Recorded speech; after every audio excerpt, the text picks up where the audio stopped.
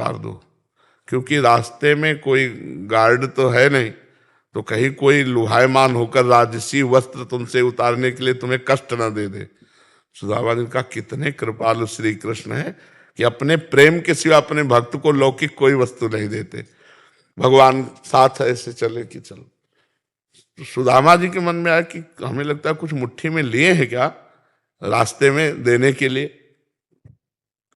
भगवान ने कहा इधर से जाकर, बोले हमें रास्ता पता है प्रभु, जहां से आए जैसे आए। सुदामा जी के उन तंदुलों को भगवान ने छीन के पाया था और 2 लोक की संपत्ति दे दी थी, पर सुदामा जी के साथ में एक भी पैसा, एक भी वस्त्र, एक भी पदार्थ नहीं दिया था, और वो संपत्ति पत्नी को दी थी। सुदामा जी को कपड़े भी जो पहनाए थे वो भी उतरा के वही पुराने कपड़े दे दिए थे।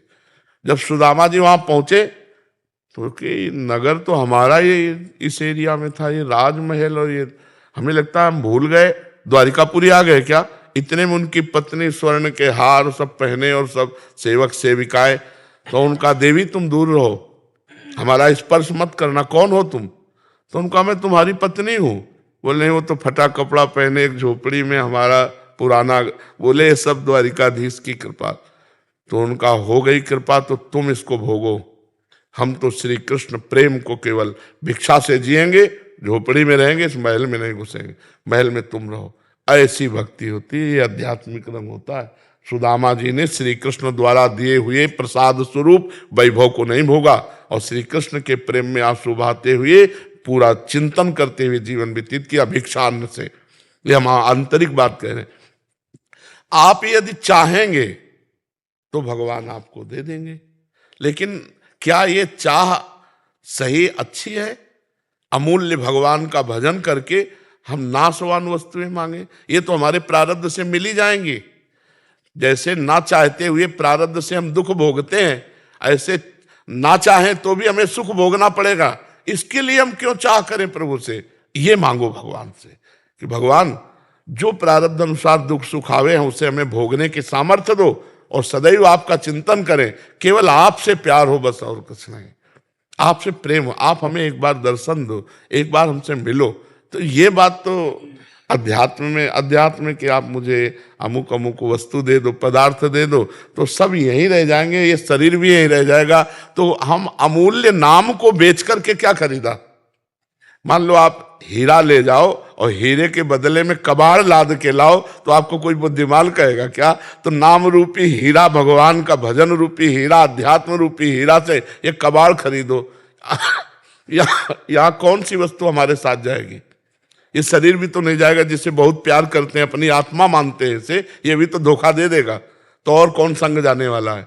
यार हमें लगता है भजन का फल है भगवान से प्रीति होना, भजन का फल है इस संसार से वैराग्य होना, भजन का फल है परोपकार की भावना में खूब आनंद में जीवन व्यतीत करे, दूसरों से सुख लेने की भावना का त्याग हो जाए। तो ये भोगों की बात तो मुझे समझ में नहीं आ रही कि भगवान की कृपा से हमें भोग प्राप्त हो। क्यों? आपको बात समझ में आ रही? और अगर चाहोगे तो भगवान जो इच्छा करी हो मन माही, हरि प्रसाद कुछ दुर्लभ नहीं। भगवान की कृपा प्रसाद से कोई दुर्लभ थोड़ी। ध्रुव जी भगवान का परम पद भी प्राप्त किए और राज्य भी प्राप्त किए।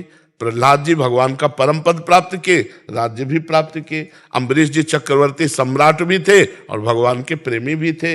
विभीषण जी भगवान का परम पद भी प्राप्त किए और राज्य भी प्राप्त किए। अगर थोड़ी भी लालसा है तो भगवान वो इच्छा पूरी कर देंगे और भगवान भी मिलेंगे। तो हमें लगता है सर्वज्ञ भगवान से लालसा क्यों करें? जब वो कह रहे हैं योगक्षेमम वहाम्यहम, तो भैया हम तो ऐसे हैं, आप देख लो क्या देना है और क्या लेना है वो आप समझ लो, जो लेना हो सो उठा लो और जो देना हो सो दे दो। आपके हम आपके, नाथ सकल संपदा तुम्हारी, मैं सेवक समेत सुतनारी। बढ़िया आनंद से काहे को मांगोगे भगवान से? काहे को मांगे? अच्छा ना मांग पूरी करें, वो सर्वज्ञ हैं कि इसको दे देंगे तो ये बावरा हमारा भजन ही छोड़ देगा, तो आपकी श्रद्धा फिर कम हो जाएगी कि हम इतना भजन करते हैं, भगवान से मांगा और फिर अगर सही ज्ञान के मार्ग में ना चलो तो अश्रद्धा पैदा हो जाए। जी। हिमांशु मिश्रा जी काशी से। राधे राधे महाराज। राधे राधे महाराज जी। महाराज जी, इस शरीर को 2 साल पहले तक भक्ति करना, मंदिर इत्यादि जाना औपचारिकता लगता था, लेकिन जैसे जैसे आपके सत्संग का सानिध्य मिला, भक्ति मार्ग का असली मतलब समझ में आया। महाराज जी, आपके श्रीमुख से सुना है, कबहू मन रंग तुरंग चढ़े, कबहू मन सोच करे धन का, कबहू मन नारी प्यारी लगे, कबहू मन त्याग करे बन का। महाराज जी, ये सारी चीजें इस शरीर के साथ भी होती हैं। महाराज जी, ऐसे में कैसे मन को नाम जप में लगाएं? क्यों, जुबान से लगाओ। उपांशु में बड़ी सामर्थ्य है मानसिक तक पहुंचने की। मानसिक का तात्पर्य है मन के द्वारा जप करना। तो मन जब लग जाएगा तो संकल्प विकल्प सोचेगा ही नहीं, इधर उधर की बात सोचेगा ही नहीं। पर इतना पवित्र करने के लिए उपांशु, उपांशु का मतलब होता है ऐसे, हमारी जबान हिल रही लेकिन क्या हम कह रहे हैं ये पता नहीं। तो अब जैसे समाज में है तो हम राधा राधा राधा राधा ऐसे नहीं जप सकते, क्योंकि एक व्यवहारिकता भी होती है, अपनी बात को छुपाया जाता है। हम कीर्तन करते हैं तब तो बात अलग है, लेकिन जैसे हम जप कर रहे हैं तो इसको छुपा के करें। महाराज जी, जब कभी भी नाम जप करते हैं तो लगता है कि पूरा ब्रह्मांड का मतलब सारा प्रॉब्लम दिक्कत पूरा अभी आ जाएगा। हाँ, क्योंकि वो मन के छुपे हुए विकारों को निकालता है ना, इसलिए घबराने की जरूरत नहीं। गंदगी साफ हो रही तो अच्छा लगना चाहिए ना, पर वो मन में जब विषय आते हैं तब जलाते हैं और जाते हैं तब जलाते हैं। ये जलन ही है, कभी सुख नहीं मिला आज तक किसी को विषयों से। तो इसलिए हिम्मत करो, जैसे कांटा लगे तो दर्द होता है और निकाला जाए तो दर्द होता है। तो जब ये गंदे विचार निकलते हैं तो जला के निकलते हैं, ऐसे नहीं निकलते हैं। जैसे स्वर्ण का दोष जलने से नष्ट हो जाता है ना, ऐसे ही जब जलन होती है तो ये दोष नष्ट हो जाते हैं। स्वर्ण को पवित्र करने के लिए कसौटी पे कसा जाता है, आग पे तपाया जाता है। तो ऐसे ही हमारा जब नाम चलता है मन में तो मन से विकार भागते हैं और साधक उस समय परेशान हो जाता है कि यार जब नाम जप नहीं कर रहे थे उसके समय इतने पाप की बातें नहीं आती थी। डरो मत, वो आ नहीं रहे, वो नष्ट हो रहे, वो जा रहे हैं।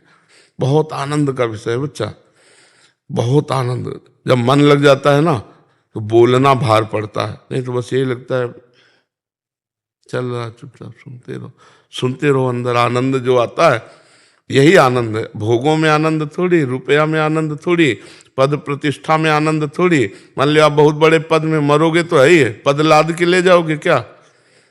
ऐसा थोड़ी है कि आप राजा बन गए तो राजा ही बन करके तुम्हारा स्वागत होगा। नहीं नहीं, धर्म के अनुसार चलोगे तो चाहे जो भी आप हो आपका मंगल होगा, चाहे जहां चले जाओ। तो जब हम नाम जप करते हैं तो अनेक जन्मों के संस्कार हमारे मन रूपी चिप में जमा है। अब नाम भगवान उसे निकाल निकाल कर डिलीट कर रहे हैं। जैसे मोबाइल का मैसेज डिलीट करना हो तो आता है ना अमुक नंबर। तो काम के, क्रोध के, लोभ के, मोह के, मद के, ईर्ष्या द्वेष के, इन सब के मैसेज हमारे अंदर हैं।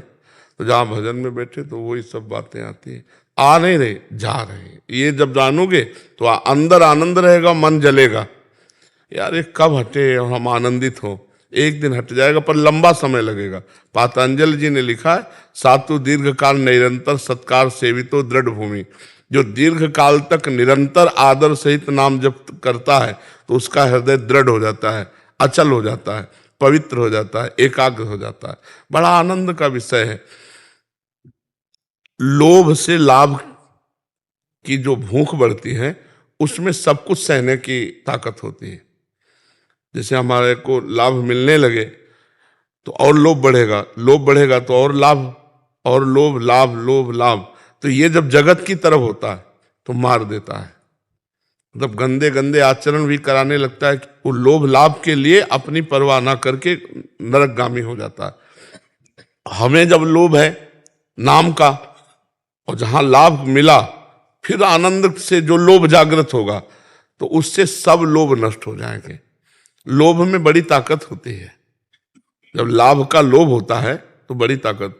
धूप का समय था, निकलना मुश्किल था, ऐसी गर्मी, और एक लेबर ऊपर चढ़ करके धूप में लाद के ले जा रहा था तो वो बीड़ी पीने लगा। तो उसका मैनेजर होता है, कौन होते हैं वो, ठेकेदार, वो आके उसको गाली देने लगा।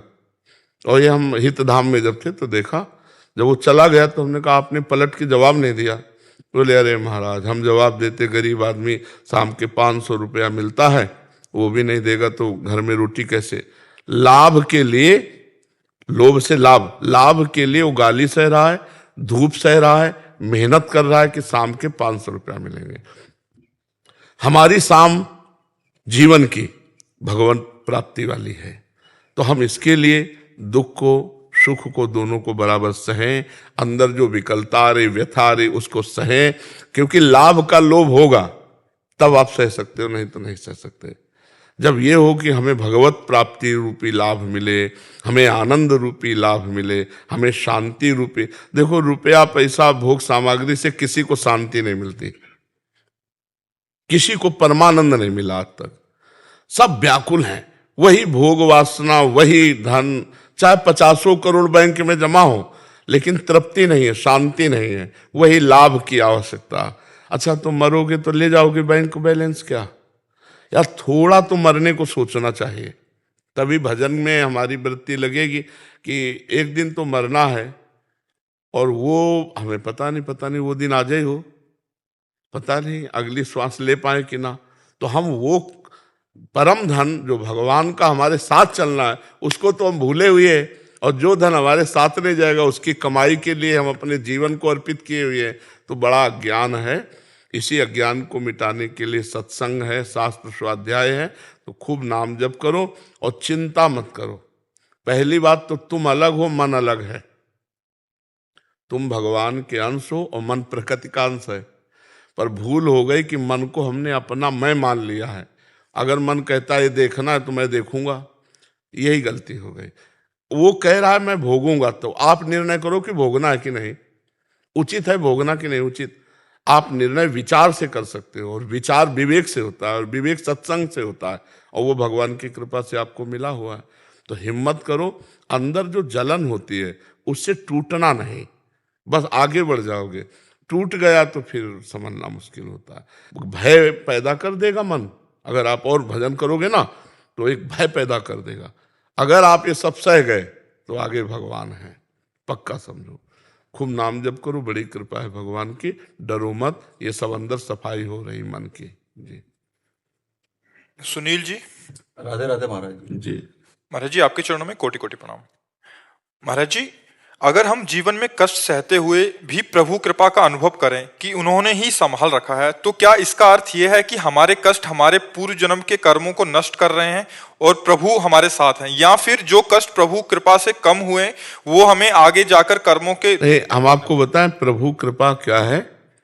जैसे बच्चे को ऑपरेशन करवाना है तो माँ पैसा देगी डॉक्टर को, अपनी गोद में ले जाएगी और डॉक्टर को समर्पित करेगी और प्रार्थना करेगी। बालक को लगता है माँ बड़ी निर्दयी है, पैसा दे के हमारा छेदन भेदन करवा रही हो, हमको इसको दे रही, अपनी गोद से हटा रही, लेकिन उसमें माँ का बहुत बड़ा दुलार छुपा हुआ है, क्योंकि वो फोड़ा उसको विशेष कष्ट देगा।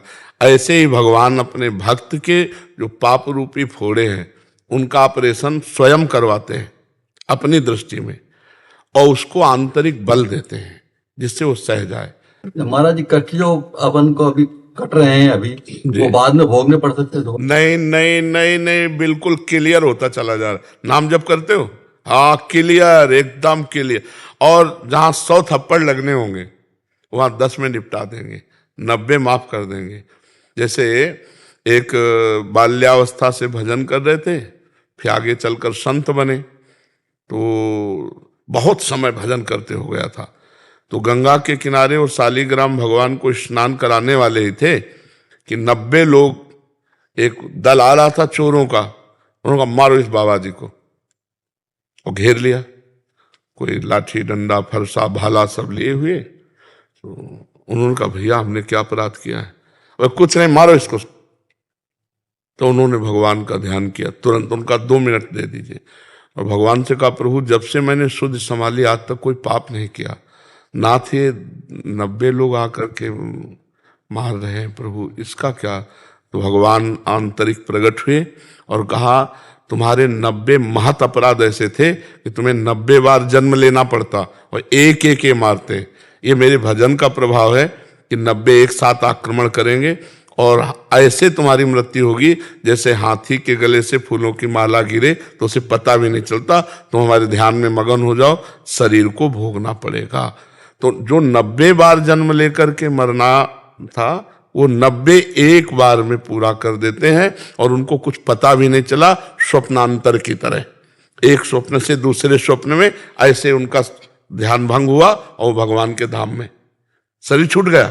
शरीर छूटे हुए शरीर को उन्होंने, देखो भीष्म पितामह जैसे बाल ब्रह्मचारी महाभागवत 6 महीना बाणों की सैया पे सहन करना पड़ा। इतने बड़े महात्मा को तो अगर नाम जप नहीं चल रहा और कर्म आगे बिगड़ रहे हैं और आप दुख भोग रहे हैं, तब तो बुरी स्थिति है, दुख ही दुख भोगना है।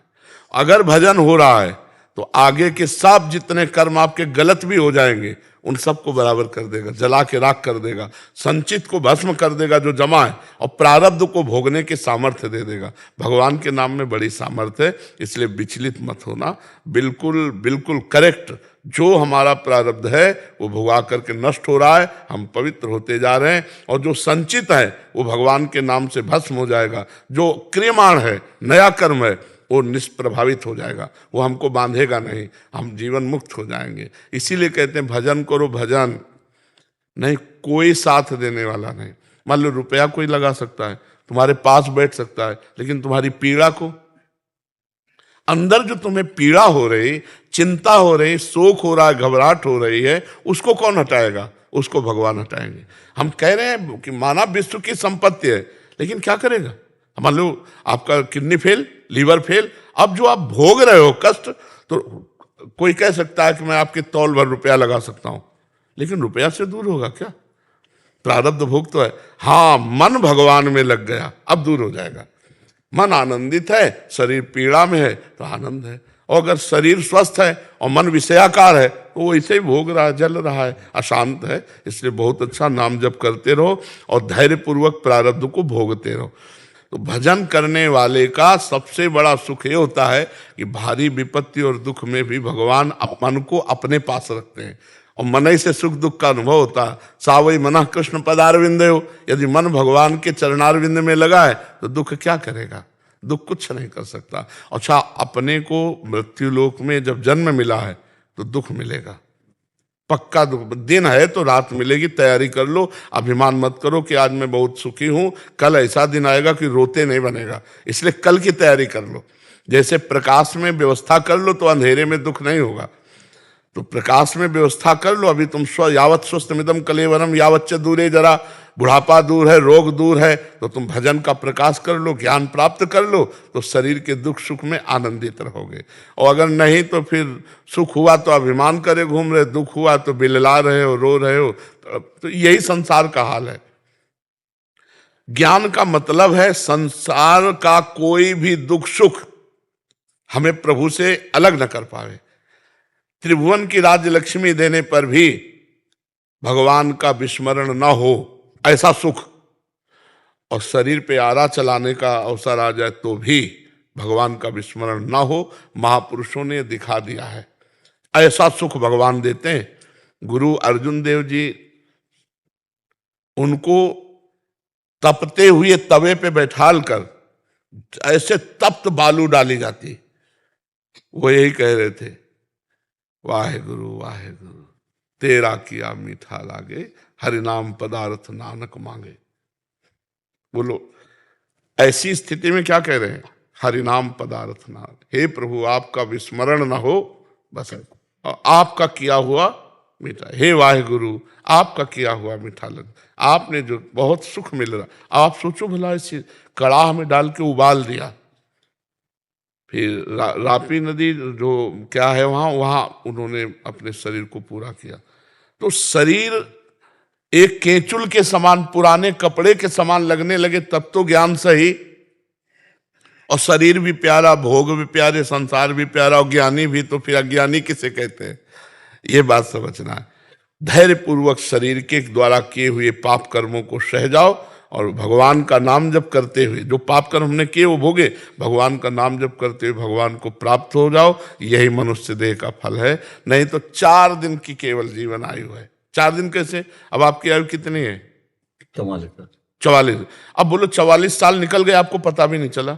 ऐसा लगता है कि अरे यार अभी तो हम आए हैं संसार में, और अब कितने वर्ष हैं या मिनट है कुछ पता नहीं, और यहां से जाना कोई साथी नहीं, कोई साथी नहीं, शरीर भी यही रह जाएगा। तो बुद्धिमानी है कि यहां से वो कमाई करो जो ले चलो, वो है परोपकार, वो है नाम जप, वो है भगवान का गुणगान, भगवान की लीला कथा सुनना, उनका चिंतन। और इससे मनुष्य बेपरवाह है। जो ले चलना है उसकी परवाह नहीं है, और जो नहीं ले चलना है उसी की परवाह और चिंता में पूरा जीवन व्यतीत कर रहा है, नहीं कर रहा है। वो एक श्लोक है भागवत का, तत्यनुकंपाम सुसमीक्षमाणो, ये पूरा श्लोक उसमें है कि जो हर समय भगवान की कृपा मनाता रहता है, हमारे ऊपर भगवान की बहुत कृपा है, और आए हुए दुख सुख को समान भाव से भोग लेता है, और शरीर मन वचन से भगवान की शरण में होकर भगवान का भजन करता रहता है, वो भगवान को ऐसे प्राप्त होता है जैसे पिता की प्रॉपर्टी पर पुत्र का स्वयं अधिकार हो जाता है। बस ऐसे चलो, एक कुछ समय रह गया है, जीवन के कुछ क्षण हैं, वो हमें पता नहीं। वो रामकृष्ण हरि भजते हुए राधा राधा भज, हम कह रहे इसमें क्या लगता है, मान लो राधा राधा, प्रपंच की बातें मत करो, और मेहनत खूब करो, खूब काम करो, फावड़ा चलाओ, व्यापार करो, नौकरी करो, जो आप कर रहे हो करो, और नाम जप करते रहो, देखो मंगल हो जाएगा। ये सब बाहरी नाटक है कि तुम्हारे दुख दूर कर दे, ये बिल्कुल नाटक है कि वो जंतुर बांध देंगे, वो भस्म दे देंगे, वो कलावा बांध देंगे। जब विधान बना भगवान को बन बन भटकने का, सिया जी के हरण का, तो क्या वशिष्ठ जी ने विचारा नहीं था क्या कुंडली? उधर परम ज्ञानी जनक जी सीता जी के पिता हैं, और उनके सदानंद जी हैं, क्या उन्होंने कुंडली नहीं देखी थी क्या? इतने बड़े बड़े विद्वान, इतने बड़े बड़े कि वो ब्रह्म को बोध प्राप्त किए हुए पूरी सृष्टि को नवीन रच सकते हैं। ऐसे महापुरुष भरत जी से कह रहे, सुनो भरत भावी प्रबल बिलख कहो मुनिनाथ, हानि लाभ जीवन मरण जस अपजस विद्या। वो कह रहे हैं वशिष्ठ जी जो नई सृष्टि रच सकते हैं, भैया 1 घंटा भजन नहीं करते होंगे, कह रहे हैं मुर्दे को जिला देते हैं। व्यर्थ की बातों में ना फंसे, एकमात्र भगवान का आश्रय वही है हरि स्मृति सर्वविपद विमोक्षणम। भगवान का स्मरण करो, सबकी कृपा सबका आशीर्वाद आपके पास है। भगवान का स्मरण नहीं तो जंतर मंत्र के चक्कर में ना पड़े, नहीं नहीं, तुम्हें भोगना पड़ेगा। ये सब नाटक की बातें, तो ये बातें सबके दिमाग में हम डालना चाहते हैं कि पाखंड की जो वृद्धि हो रही है, ये जो नाटकबाजी का बढ़ावा हो रहा है, आप लोग उसमें मत फंसिए। आप राम राम जपिए, हरि हरि जपिए, राधा राधा जपिए, दुख ही नहीं, दुख समुद्र संसार सूख जाएगा। नाम लेत भव सिंधु सुखाही, करो विचार सुजन मन माए। हृदय आनंदित, चार को आनंदित करने की सामर्थ्य आप में आ जाएगी। इसलिए खूब नाम जप करो, गंदे आचरण मत करो, और नौटंकी नाटक में फंसो मत। किसी की सामर्थ्य नहीं, कि बड़े बड़े ऋषि मुनियों ने ऐसा करके नहीं दिखाया। आप हमें एक भी ऋषि का नाम बताओ जिसने किसी को भी ऐसे किया हो कि भाई वहां भीड़ लगती थी और सबके रोगों नष्ट कर देते। ऐसा नहीं है, क्योंकि आप इतने से समझ लो, दशरथ जी के द्वारा अपराध बना ना, श्रवण कुमार का वध हुआ, तो उनके माता पिता दुखी होकर बोले जैसे मैं तड़प रहा हूं ऐसे तुम तड़पते हुए प्राण हुआ ना। राम जी के पिता थे। तो हम ये समझाना चाहते हैं कि अपने कर्मों का भोग अवश्य में वो भोक्तव्यम। तो भैया जो हमने बोया है वो हम काट रहे हैं। किसी अब नाम जप करके हम अगली फसल संभाल लें, नाम जप करके हम गोदाम में आग लगा दें, नाम जप करके आए हुए प्रारब्ध को सह लें। ये बात समझ लें। अभिमन्यु जी उड़ीसा से, राधे राधे महाराज जी, आपके चरणों में कोटि कोटि प्रणाम। महाराज जी, माता पिता का शासन न होने के कारण और गलत संगत होने के कारण मदिरा और मांस और गलत आचरण हो रहे हैं। गुरुदेव कृपा करें, इसको त्यागना चाहता हूं। सुधारो, नए बच्चे हो, गलत आचरणों में चले गए, अब आपको ही संकल्प करना पड़ेगा। देखो, कोई किसी को सुधार नहीं सकता। अगर हम सुधरना चाहे तो सहयोग मिल सकता है, वाणी का, आत्मबल का, तपस्या का बल मिल सकता है, लेकिन हम ना सुधरना चाहे तो हमें कोई नहीं सुधार सकता। इसलिए आप सुधरना चाहो तो आज से नियम लो कि आप ऐसे कार्य नहीं करोगे। लीजिए नियम, तो मैं आज से शराब नहीं पीऊंगा, मांस नहीं खाऊंगा, अगर ब्याह हुआ तो अपनी पत्नी के भाव को छोड़कर अन्य किसी माता बहन की तरफ काम भाव से नहीं देखूंगा। लियो नियम। शराब नहीं पीऊंगा, हाँ मांस मच्छी नहीं खाऊंगा। हाँ, और किसी माता बहन की तरफ गंदी दृष्टि से नहीं देखूंगा। ठीक है। मतलब श्री हरिवंश महाराज, मैं उनका भाई है, मतलब साथ में इसी शरीर का भाई है। मतलब हम लोग नाम जप करते हैं गुरुदेव, मतलब ये भाई है। मैं बोला गुरुदेव से जाके मिलेगा तो मदिरा मांस छोड़ देगा ना। मैं बोला मतलब आप बोले गुरुदेव वो जो गलत होगी तो आप सुधार सकते हैं गुरुदेव, इसके लिए आपके पास लाया है गुरुदेव। नहीं, सुधारने का बच्चा हमारे पास कोई रिंच थोड़ी है, हमारे पास वाणी है, आपको मानना है। अब जैसे ये कह रहा कि हाँ नहीं खाएंगे, अब ये जिद ले ले, संकल्प ले ले, प्रतिज्ञा कर ले, तो भगवान इसको सामर्थ्य देंगे, निकल जाएगा। हजारों भाई लोग ऐसे निकल गए। हमारे पास कोई, हाँ हमारे पास कोई ऐसा थोड़ी कि हम जादू जानते, ये ड्रामेबाजी नहीं। हमारी बात मानो तो भगवान कृपा करेंगे। साधु संग से बुद्धि पवित्र होती है, उनके वचनों का हम पालन करें तो अध्यात्म में चल देंगे, सतमार्ग में चल देंगे। ऐसा कोई नहीं कि वो चमत्कारिक है, चमत्कार करके शराब छुड़ा देते हैं, ऐसा कुछ नहीं। आप बात ना मानो तो देख लो, आप कसम खाने के बाद भी पियोगे। आप मान लो तो अब आपको फिर प्रेमानंद दिखाई देगा, जब ठहरे नहीं बाबा के सामने हमने कसम खाई थी, हम नहीं पिएंगे, ये बात आ जाएगी। अब कोई जादू चमत्कार थोड़ी इसमें संत वाक्य के प्रति आपका समर्पण है, संत वाक्य के प्रति आपकी श्रद्धा और विश्वास है। तो ठीक है बच्चा, पक्का। देखो यहां कहकर फिर झूठ मत बोलना, क्योंकि वृंदावन धाम है। जब किसी से पक्का बोलवाना होता है तो कहा जाता है मंदिर में चढ़ जाओ, नहीं कहा जाता। तो यहाँ मंदिर क्या है, तो भगवान का धाम है, जहां बैठे हो यहाँ झूठ मत बोलना। ठीक, हाँ यहाँ तक आए हो तो अब गलत कार्य मत करना। और नाम जप करो। नाम जप करते हो? नाम दे दो उनको। हाँ, राधा राधा राधा राधा नाम जप करो। नाम जप से तुम्हें सामर्थ्य मिलेगी। हाँ ऐसा। अरे बच्चा, इसमें जीवन तुम्हारे ही आनंद में रहेगा। पर वही 40-50 रुपया लाके माता पिता के चरणों में अर्पित करो, सेवा करो तो अच्छा रहेगा। अब गंदी बात मत करना जी। आस्था नागर जी, कोटा राजस्थान। महाराज जी आपके चरणों में कोटि कोटि प्रणाम। महाराज जी, मन जैसे वातावरण में रहता है वैसा ही व्यवहार करने लग जाता है महाराज जी, ऐसे में कैसे अपने मार्ग पर चलें? नाम नाम नाम पाहरु दिवस निश, ध्यान तुम्हार कपाट।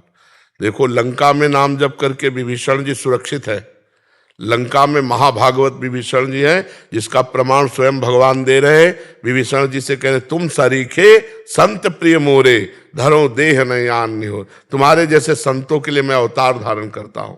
विभीषण जी को भगवान श्री राम जी ने संत कहा, विभीषण जी को भगवान शंकर ने संत कहा। जब रावण ने लात मारी और विभीषण जी ने हाथ जोड़कर कहा, तुम पितु सरिस भले मोहि मारा, तो कैलाश से बोल पड़े भगवान शंकर, उमा संत कही है बड़ाई, जो मंद करत जो करे भलाई। ये देखो, ये विभीषण संत है। तो लंका में जब संत हो सकते हैं नाम के प्रताप से, तो फिर आप विचार करो लंका में जानकी जी कैसे सुरक्षित हैं। नाम पाहरु दिवस निश, ध्यान तुम्हार कपाट, लोचन निज पद जंतित, जाहि प्राण के बाद। नाम रक्षा कर रहा है, इसलिए हर जगह जहां भी जाओ, चाहे जितना बड़ा कुसंग हो, यदि नाम जप चल रहा है तो तुम्हारे ऊपर कोई असर नहीं होगा। और अगर नाम जप नहीं है तो फिर तो असर हो ही जाएगा वातावरण का। जैसा संग होता है वैसा ही रंग चढ़ता है। तो नाम जप ना भूलना, और किसी भी संग में चले जाओ। हम कह रहे हैं, अगर तुम दोस्तों के साथ फिल्म देखने जा रहे हो, अब तुम काउंटर पे अंग उठा रख लो, राधा राधा राधा, एक भी रंग नहीं चढ़ेगा, और आपको जलन होगी कि मैं इनके साथ क्यों आ गया। और नाम जब छोड़ दो तो आपको अच्छा लगने लगेगा। नाम जब करोगे तो जो असत क्रियाएं वो अच्छी ही नहीं लगेंगी। आप देख लो नाम जब करते हुए, आप राधा राधा राधा मत छोड़ना। और कोई भी भोग हो आप देखो तो आपको कोई स्वाद नहीं मिलेगा, क्योंकि असलियत प्रकाश पड़ रहा है। अब रस्सी में सांप समझ में नहीं आएगा, क्योंकि प्रकाश है, रस्सी रस्सी समझ में आएगी। तो ये भोग असत है। जब नाम चिंतन होगा तो कोई भी भोग आपको सुख नहीं दे पाएगा, केवल नाटक मात्र रहेगा। वही परमहंस है जो भोगों की इच्छा नहीं करता और भोगों को नाटक मात्र भोगता है। जैसे मान लो गृहस्थ है, अब वो पारिवारिक सब सुख है, वो केवल नाटक मात्र करता है, वो जीवन मुक्त हो जाएगा। गृहस्थी में रहते हुए भी संत है। जो इच्छा करके राग पूर्वक भोग भोगा जाता है वही बंधन कारक होता है। जो इच्छा रहित भगवान के चिंतन से युक्त, वो भोग भोगते हुए भी भोग उसको कभी परास्त नहीं कर सकते। वो भोग राग नहीं पैदा कर सकते, आसक्ति नहीं पैदा कर सकते। तो जो रहीम उत्तम प्रकृति का कर शकत कुसंग, चंदन विष व्यापत नहीं, लपटे रहत भुजंग। चंदन में सांप लपटे रहते तो चंदन अपना गुण शीतलता उसको देता, ना कि विष चंदन में आ जाता है। तो ऐसे ही यदि हम नाम जप कर रहे हैं, उत्तम स्वभाव वाले हैं, तो हम किसी भी वातावरण में रहे, कोई फर्क नहीं पड़ता। अगर नाम जप नहीं तो फर्क पड़ जाएगा, वातावरण का अपना प्रभाव होता है। भोजन शुद्ध और नाम जप, आप संसार पर विजय प्राप्त कर लेंगे। अगर नाम जप नहीं, भोजन अशुद्ध है, तो फिर वैसे ही बुद्धि हो जाती है, वैसे ही बुद्धि हो जाती है। ओमेंद्र खत्री जी, राधे राधे दो। महाराज जी आपके चरणों में कोटि कोटि प्रणाम। महाराज जी, निरंतर प्रयास करने के बाद भी अगर परिणाम विपरीत आए और विपरीत परिणाम आने के बाद भगवान का निरंतर विचार आए, तो क्या हमें और उस तरफ प्रयासरत रहना चाहिए या फिर वो प्रयास छोड़ देना चाहिए? अब इसमें ये देखना पड़ेगा कि वो आपका धर्म है करना, जिसे आप वो कह रहे हैं, वो क्रिया क्या धर्म है करना, तो फिर उसका प्रयास करना चाहिए, छोड़ना नहीं चाहिए।